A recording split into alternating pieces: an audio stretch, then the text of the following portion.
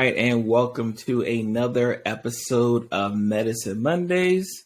Remember, if you are overwhelmed by this healthcare system, feeling underappreciated by this healthcare system, and you just been looking for a voice of reason for the year 2023, you have came to the right place. It is yours truly, Dr. Pierre, your favorite board-certified internist, and I'm just glad to bring you the first, medical topic of 2023. Last week, we kind of talked about what to expect for the rest of the year, but this year we are getting down to the nitty gritty.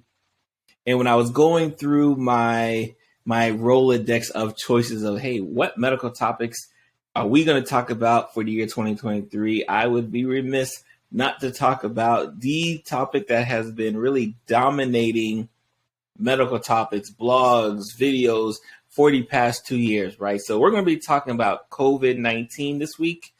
I'm excited to kind of give some updates on where we at, where we gotten so far, and more importantly, what to expect. And I want to end the show. With some food for thought, just for those who are asking really the burning question that I've gotten probably for the past couple of years. Hey, Doc, when is this going to be over? Now, a little foreshadowing, you got to wait to the end to catch, what my personal thoughts are, but definitely something you need to be concerned about. So I want to say, obviously, when we do these COVID-19 updates, I think we always kind of start out with the numbers, because a lot of times when we kind of talk about COVID-19, for a lot of people, it's just an abstract, issue. It's just a disease that they've heard about. But once you start breaking down the numbers to them and seeing just how prevalent it is, not only here in the United States, but across the country, then I think it ties in a little bit more, right? So let's get into the numbers.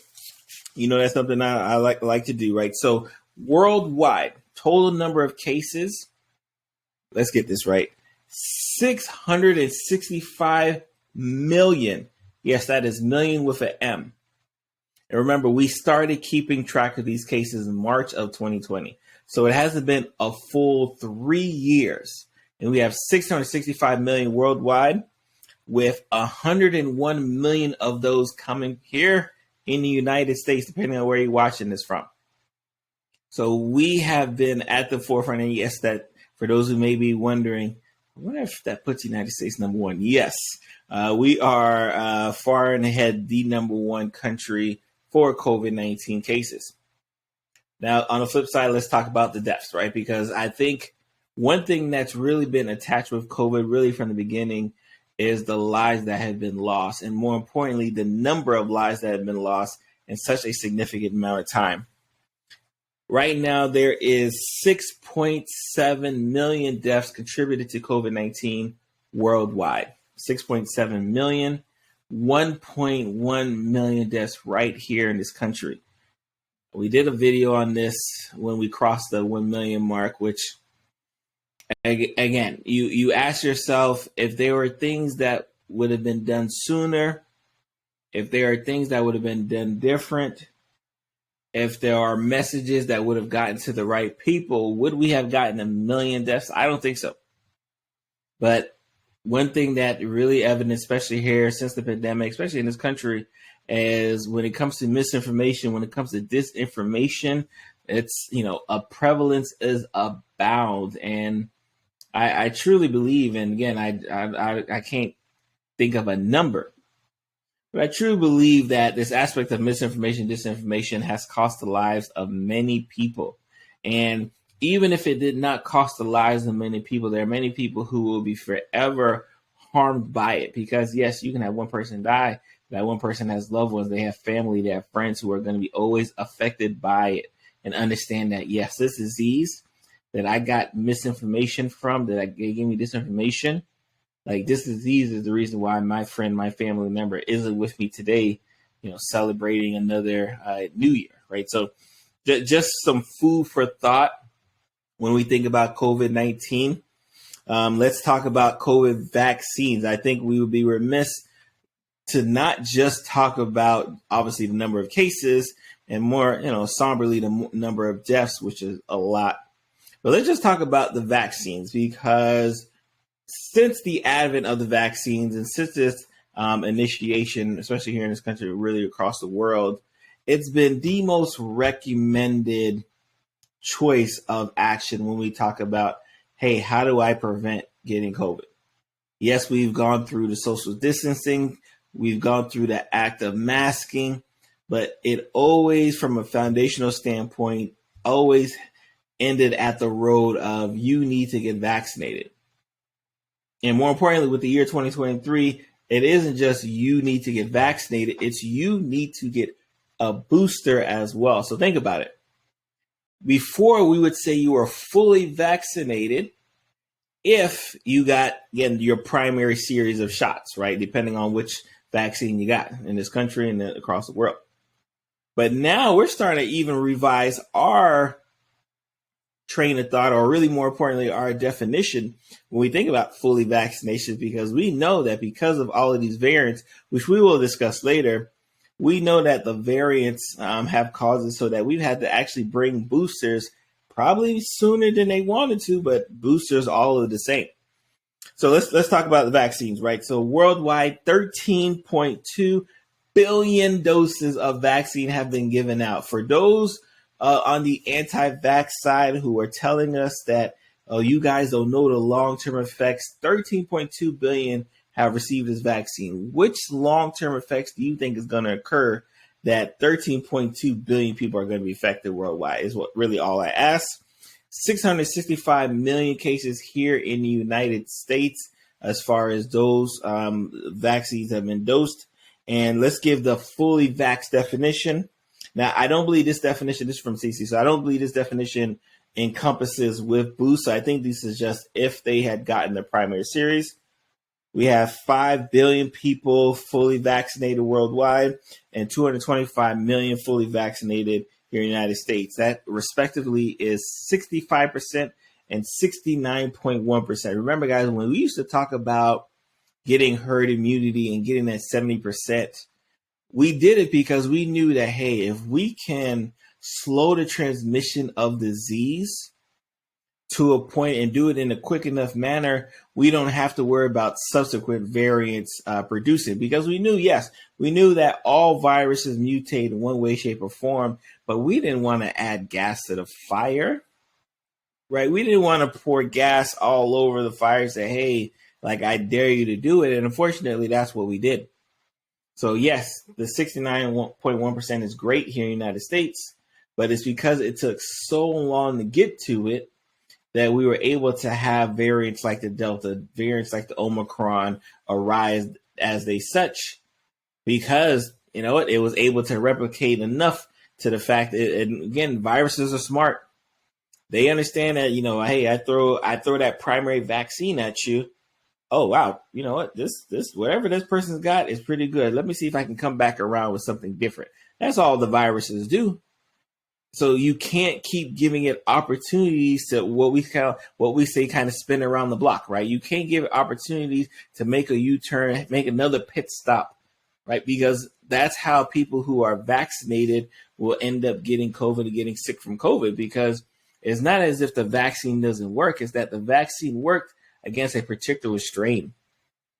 And when you have these newer strains develop, yes, you might have gotten that vaccine, you know, in the year 2021. Like, you might have gotten it early, but guess what? If you don't get these boosters, I'm going to invade you like you didn't, like you never prepare for the disease COVID in and of itself, right? So again, food for thought in our regards as far as just COVID vaccines and the numbers. Again, when anti-vaxxers talk to you and they tell you about, oh my God, you guys don't know the huge side effects, I always say, what are the side effects that are going to affect 13.2 billion?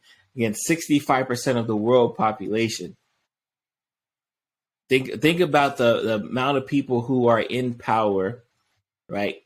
All of the presidents, all of the CEOs, all of these people who are in significant prominent positions, and they got vaccinated because either they know something or they don't. So neither here or there, right? So I want to talk just briefly about the United States and their vaccines, because I'm aware that other countries have different vaccines, but I'm here in the United States. So I got to talk about the United States vaccine. So right now we have 4 different vaccines that are available for treatment and protection, I should say, against COVID-19. So we have our 2 mRNA vaccines. You know these vaccines pretty well. These are our Pfizer, these are our Moderna vaccines, but I just want to give you an idea of some differences between the two. So Pfizer is approved for people 12 and above, and it has an emergency use for those 6 months to 11. So again, for those, if this is your first time watching this first, so I appreciate you. Make sure you hit that subscribe and like button. If you're watching me on the YouTube, if you listen to me on the podcast, make sure you hit that subscribe on whichever channel you happen to be on. Appreciate you. So for those who are trying to figure out, like, why is one approved but one's emergency use authorization? Usually the steps of, getting full approval is, you do your studies, you do your trials, it does well. And then the FDA will grant you what we say this emergency use to say, hey, the benefits of getting this medication out to market far outweigh us having to go through our typical timetable to give you full approval. So go ahead and let that prosper out to the world. So when we first started with the vaccines, that's how they came out. They came out with the emergency use authorizations. But once they were able to get enough data and realize that, oh, these vaccines work very well, then they were able to go back around and say, okay, we'll give you full approval. So emergency use for 6 months to 11 years. Yes, there is a booster available for those 12 and above. mRNA is another mRNA. Moderna is another mRNA vaccine. Is also available, approved 18 above, and emergency use 6 to 17. So you can kind of see there is a little bit of differences in age as far as whether one's emergency use or whether one's approved. And they do have a booster as well. That booster is for those 18 and above. So if you're Moderna, 18 and above, you can get the booster. If you're Pfizer and you're 14, if you're 15 years old and you're looking for a booster, you can get the Pfizer dosing as well. We also have a recombinant protein vaccine. This is from Novavax, emergency use for 12 and above. And the adeno-vector vaccine, that is our Johnson & Johnson, emergency use 18 above, right? So here in the United States, we have a very abundance of riches. And what I see a lot of times, what I see from detractors online is, oh my God, you guys don't know what these mRNA vaccines are. Y'all don't know what that technology is and you put it in your body. Well, then I always say, well, if you don't want the newer technology, like again, if you don't want the new car, I got this old car that I can sell you. It still works. It still runs. But the newer car is the newer car. So I always say, all right, if let's say you have a problem with mRNA vaccines, well, then just get the Johnson & Johnson, right? That's a old technology on how we used to treat and give vaccines. Why don't you use the Johnson & Johnson? Why don't you use, again, we have Novavax now. Novavax, the most recent one that was available. Why don't you use those if you're afraid of the technology of the mRNA vaccines? And usually they really don't have any good response when I say that thing, but it is what it is. And again, we talked about how, to be fully vaccinated, it does include primary vaccine and boosters. So one thing I wanted to say before I get off the topic of these vaccines, and I've been talking about this, you guys have heard this ad nauseum. One of the benefits that we had in the beginning of this pandemic is that government funding was behind it. And because government funding was behind it, the reason why, what's the number again, right? The reason why 665 million doses of vaccines were able to be given out is the government was subsidizing and paying for it. It was paying for it. So when you saw, and when I looked to see all of this funding start going away for testing, start going away for the treatment course, the writing was on the wall. Because once the government stopped stepping in to pay for the vaccines, guess what? Those companies who created said vaccines are able to charge what they want to charge. And there's actually, depending on when you're watching this, Moderna kind of mentioned that, hey, you know what? We're thinking about raising the price of this vaccine from $100 to $130, right? So like up to $130, right? So this is a vaccine, and per reports, again, not sure how true it is, costs about $2 to make. $2 to make, and they are ready to charge $100 to $130 just to get it. And that's because, again, the government isn't there anymore. I know a lot of people, especially when it comes to trust, have issues with the government, especially with medical care. But understand, this is one of those scenarios where I say, hey, you probably want to get your vaccine boosted right now while you have a chance, because if you don't do so, guess what? Now you're gonna have to come out your pocket when you actually need it. And if you don't have to come out your pocket when you actually need it, this is the time to get it, right? So I love that. I just, again, wanted to touch on that process for sure, because I think when we talk about, vaccines, I think a lot of people think these vaccines are going to be here forever. And more importantly, a lot of people think these vaccines are going to be at the cost that they are forever. And that's just not the case. We know how these pharmaceutical companies do. They're going to make money. They're going to work to get some money. So it's going to be important for you to be like, you know what, let me be proactive and get whatever whatever boost I can while the government's still footing the bill. So let's talk about some new variants. Let's talk about, some public health issues of concern. And this time I will start on the opposite side of the world, right? So let's talk about China. China is currently, as we speak, as you're watching or listening to this recording, China is going through one of the largest outbreaks of COVID since the pandemic. So I think that sentence alone should kind of give you an idea of like, wow, something's going on over there. And remember, if you do, China is very stingy with their information. So a lot of the numbers that they're getting are estimates based on other factors. But the fact that their estimates still have China going through the largest outbreak, guys, definitely should be of concern, right? So just to give you an idea, like I said, I love the numbers. I love the numbers.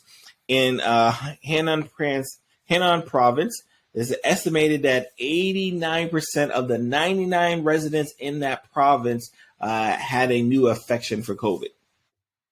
Guys, I'll let you do the math.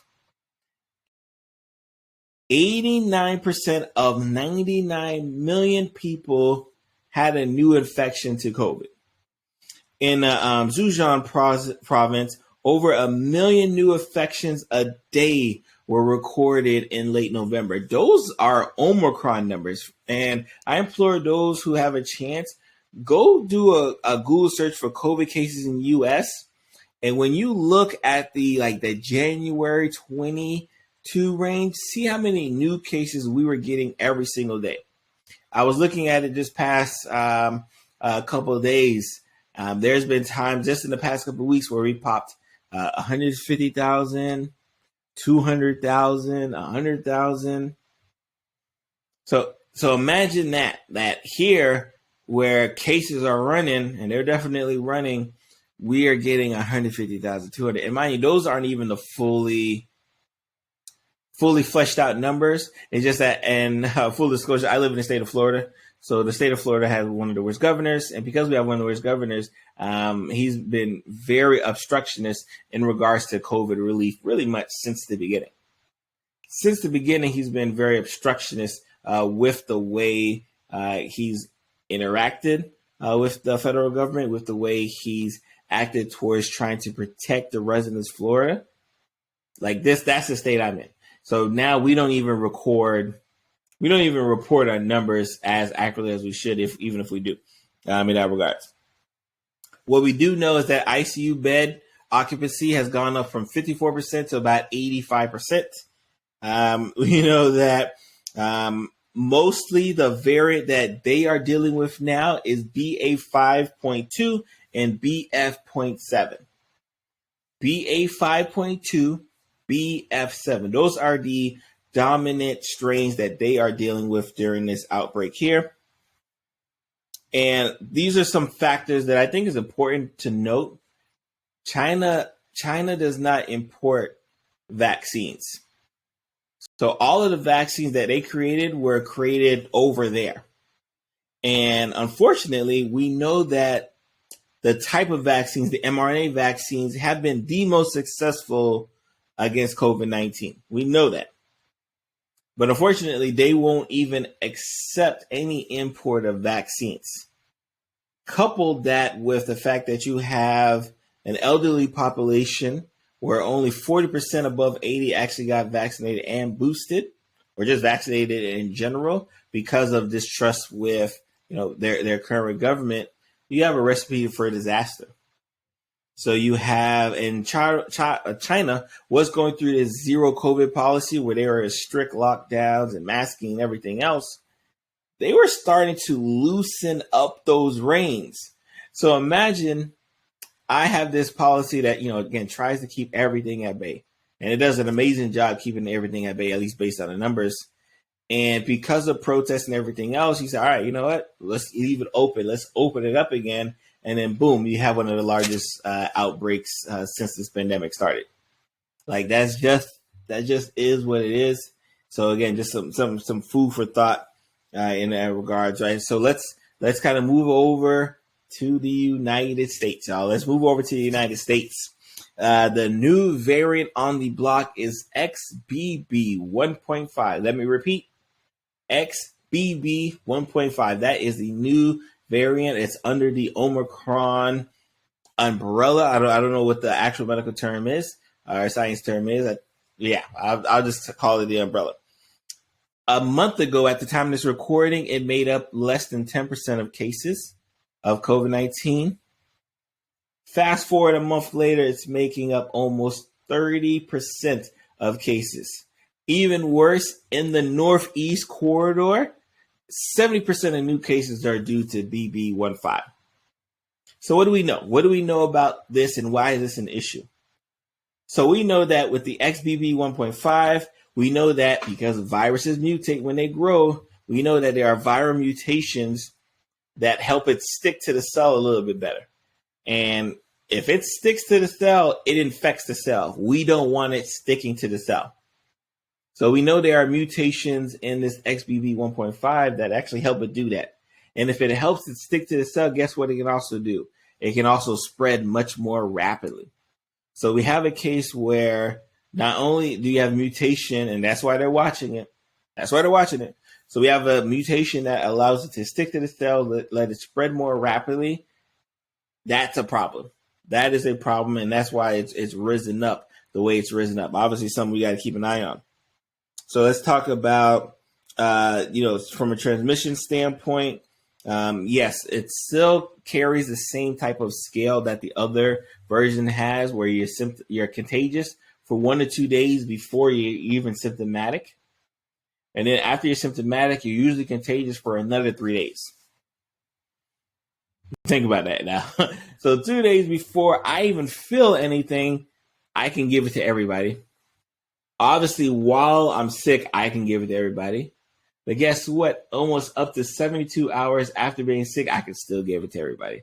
So that's, again, this is why we champion how important it is to protect yourself and protect others. Remember, empower yourself for better health, y'all.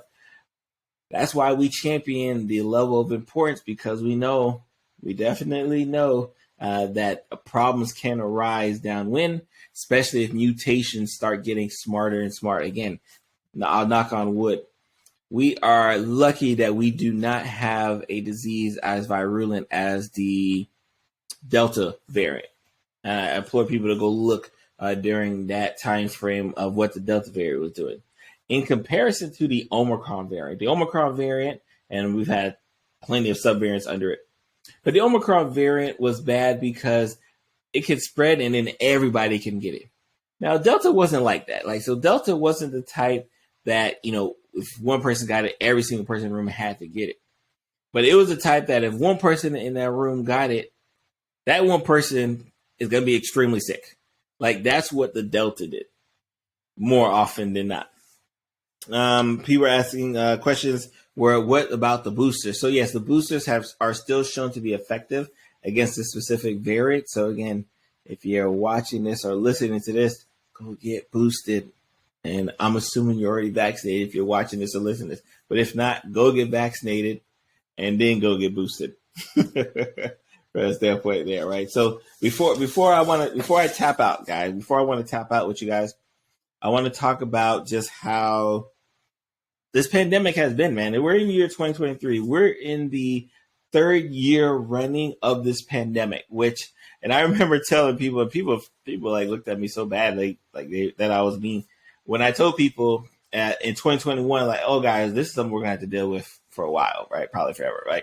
And people are like, oh my God, like don't wish that on us and everything else. And now we're going into year 2023. We're going to hit the 3-year mark pretty soon on when this vaccine really touched down here in this country. And we still got those same lingering questions, right? We still have those issues of people feeling stressed, people feeling concerned, especially my patients who are not my patients, but, people who are immunocompromised, people who, have, pre-existing conditions that may make it worse for them if they happen to pick up COVID. They're still scared. They're still worried. But when they look around, it's a lot of not worrying occur. And I think that's the problem for them because of the not worrying that occurs. Like, I think that's a fear factor for them because they see no one wearing masks anymore. No one really social distancing anymore. They see the sports events. No one doing any of those things there. But yet here we are having to deal with, kind of the repercussions almost 3 years later, right? 3 years later, we're still dealing with variants that become concerning, that become spooky in nature. So I think that's a big aspect there. And again, I understand, right? I'm not naive. I understand that the financial ramifications between a lockdown and shutting down, especially here in this country and definitely in my state, never going to happen again. But when we look at China, who had, again, I think maybe on the opposite spectrum where they were like you're really not going to go anywhere. Like, I could see how that builds animosity. I could 100% see that. But when you're on this side where everything is laissez-faire, everything's like, that's okay. Everything is, I've got it. Like, that's a problem as well. So definitely something to kind of think about. And then, just a quick update on guidelines, just for those who may not know. Again, I've talked about this at a few episodes. CDC guidelines as far as isolation, 0 to 5 days. On day 6, you check to make sure you're not asymptomatic, and you don't really need a test. You don't get another test. You don't need one. But let's say you are symptomatic. Let's say you still have fevers and chills and everything else. Then you have to rock that out all the way till 10 days. So think about it. So isolation, 5 days, no more 10 days. And, wear your mask at all times. I know some people who are still going to work with COVID.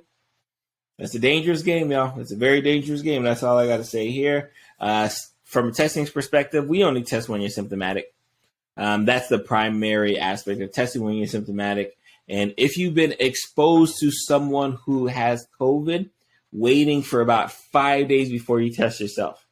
And why is about 5 days important? Because remember what we talked about. 1 to 2 days, you could be contagious. And then after those 2 days, that's when you become symptomatic. So by that time, by day 5, we'll know if you have COVID or not based on that level of exposure that needs to occur, right? So again, that is it for now as far as kind of our in-depth COVID-19 update. I thought it was a good one to start the beginning of the year. Obviously, we are not going to be talking about COVID every single week. We are not going to do that because I think that would drive everyone crazy. But I just want to make sure, that everything is aligned. Everyone is feeling this new year. Again, I don't want you to walk into this new year like a cocoon, like afraid of life. I don't want you to do that. That's not healthy at all. But just understand that, yes, there's some dangers in our path. But again, as long as you empower yourself for better health, right? As long as you follow directions, as long as, you get vaccinated, you get boosted, you do all the things to protect yourself and protect your loved ones and protect your family, I think we will be all right. I just honestly do. And when I get asked that question, hey, when is this pandemic going to end? The things I always tell them that I want to see that our cases continue to dwindle. And again, I don't think it'll go to 0, but our cases continue to dwindle. I don't want it to remain on this flat plane. I want to see our deaths go down, right? And then I just want to make sure that everyone else has the buy-in that we need, right? Like, it just is what it is, right? So again, I am yours truly, Dr. Pierre. Make sure if you did not catch last week's episode, you catch last week's episode.